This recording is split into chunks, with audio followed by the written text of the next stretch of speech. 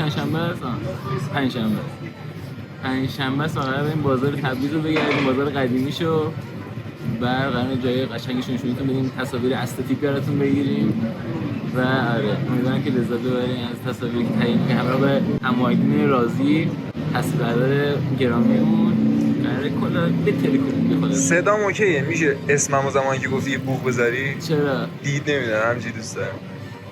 باشه مرسی. خواهش می‌کنم.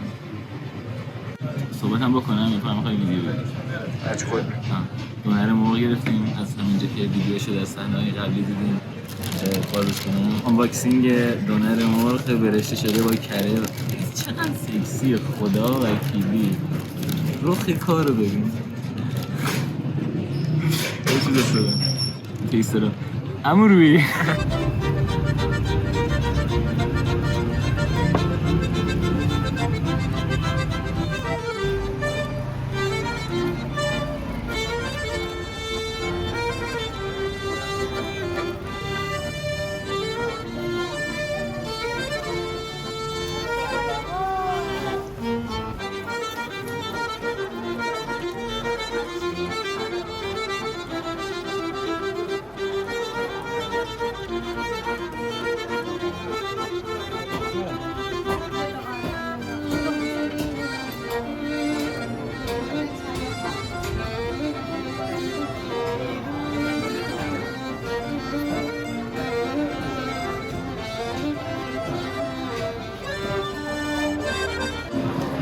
بزرگه.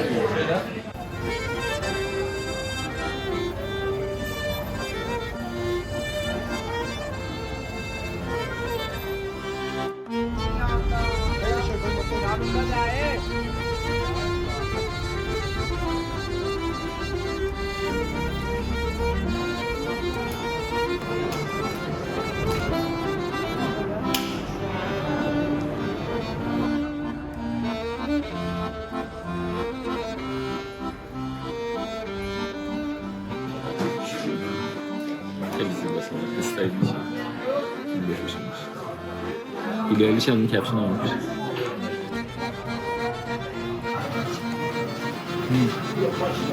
زد شده. آسیاب میکنن و همون پودر زردچوبه میشه که همتون بشناسید. دیگه چی؟ اطلاعات عمومی باید داره که این خاطر این قرار بدیم.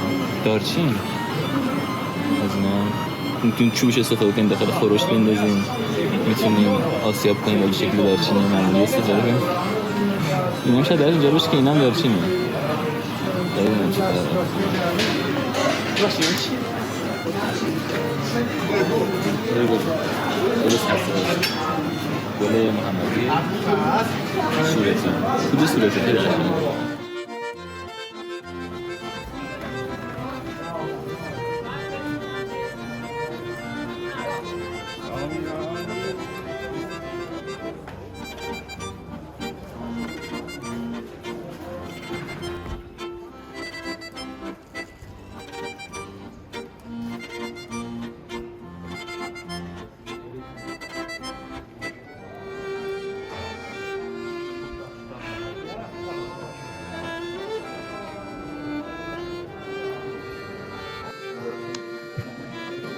کجاییم استاد؟ کجاییم؟ ما داریم سمت راستی 8 دقیقه نمی‌دونستم اینجا چیه حقیقتا. می‌تونیم بپرسیم اگه دوست داشته باشید. بپرسم؟ اسم اینجا چیه؟ ببخش اسم اینجا چیه دقیقا؟ اینجا اسمش سرای شیخ قاضیه و همین چی بگم دیگه اضافه کنم بهش. تمام.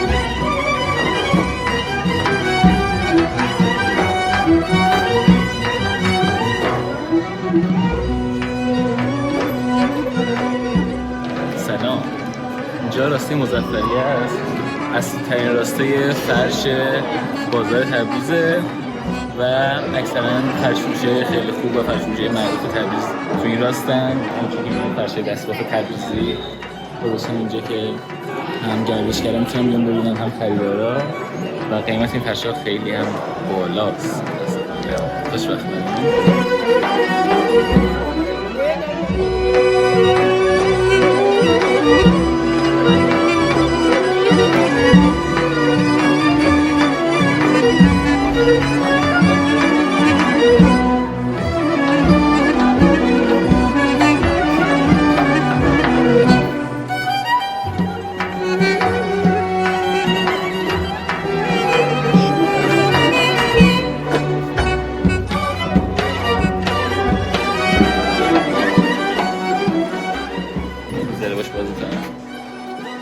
تو برو با هم من دوست ندارم.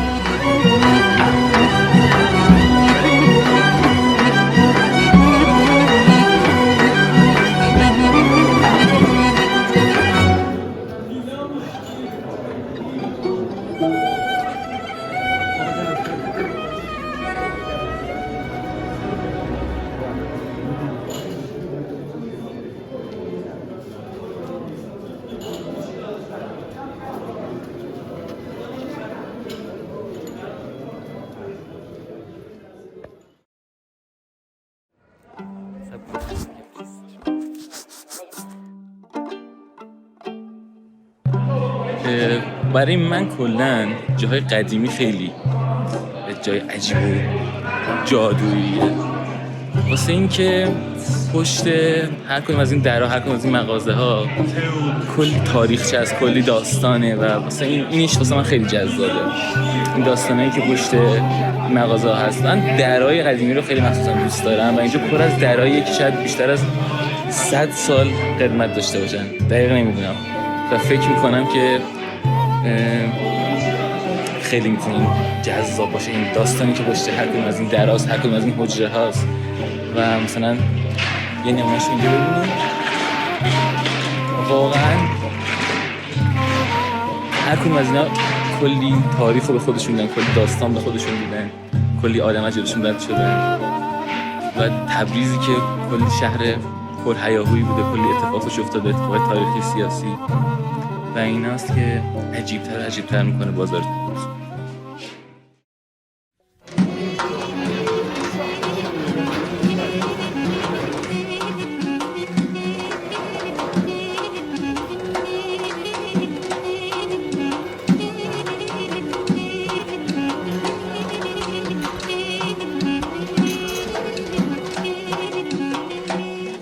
چیشن این دو تا داداش سوپر ماریو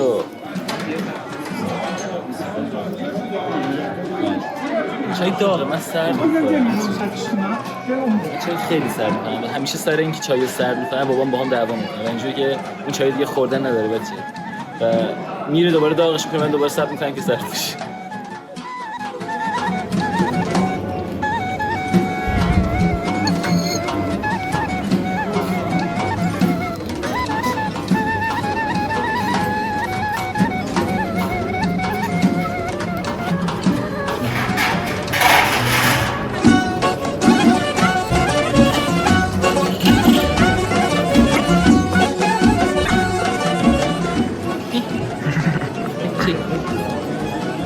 اسمت چیه؟ اسمش میزنم شهر ایمانه؟ ایمانه؟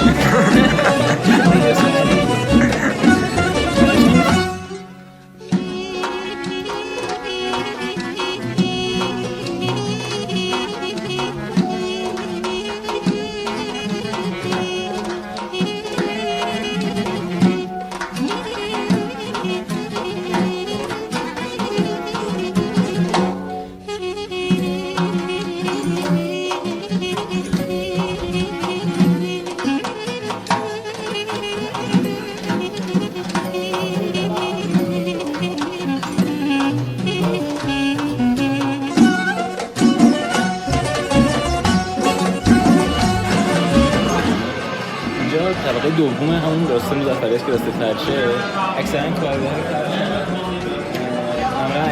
معمولا من رفتم قبلا، الان نرفتیم ببینیم چه جوریه، ولی معمولا که میریم کارهای فرشمندان دارن در حال بافندگی ان دارن کار میکنن و خیلی جای جذاب و دیدنیه. بریم با هم بریم.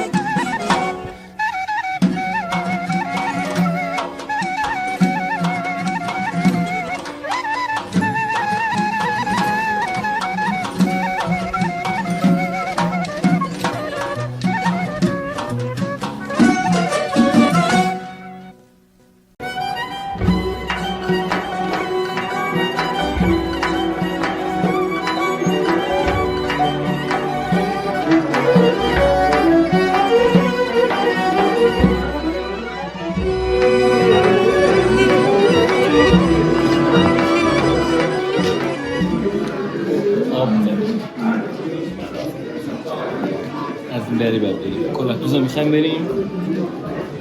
چکاش نهار نمیخوردیم اینجا میرسیم کباب میزنیم. یادم نبود اصلا.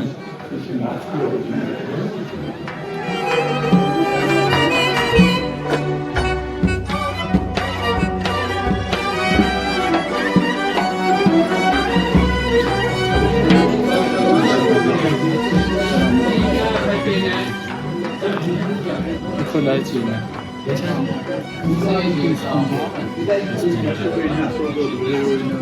خدا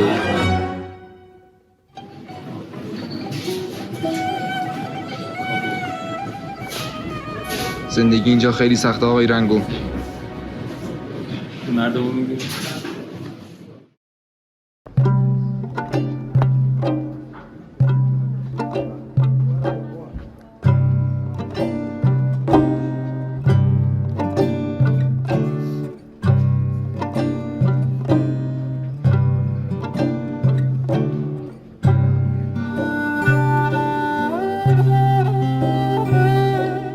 اینجا بزرگترین بازار سرپوشیده جهان بازار تبریز و خیلی هم قدمتش زیاده و فکر کنم دوران صفوی ساخته شده اینجا. نمیدونی. دقیقاً نمیدونم. فردا نید بگید آراد اشتباه گفتیم ما رو به اشتباه انداختی. فکر می‌کنم دوران صفوی بوده و این فکت ولی هست که اینجا بزرگترین بازار سرپوشیده جهانه و اینجا خیلی اتفاقی پیدا کردیم و یه بوی فرش عمیقی اینجا پیچیده. خیلی خیلی خیلی جذاب. رنگات ایرانی اصیل، فرشای ترک ایرانی البته. یه تو ایران ترکی جور جواب داده همین آقا شلوارم ترکی، لباسم ترکی فلان. ولی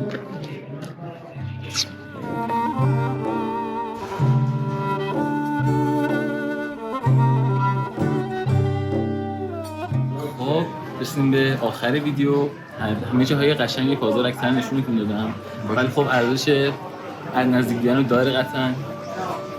حتما اینجا مسافرت کنید، بیاید اینجا رو نزدیک ببینید. خیلی فرق میکنه، خیلی نزدیک تجربهش لذت بخش داره. بویی که تو بازار هست، فضایی که داره، مردمش و همه جاذبه هایی که به نوع خودش برای تبریز منحصر به فرد و خاصه. حتما اینجا سر بزنید. خیلی خوشحالم که ویدیومو دیدین. ممنونم که تا اینجا همراه هم بودین. مشتی هستین. خدا.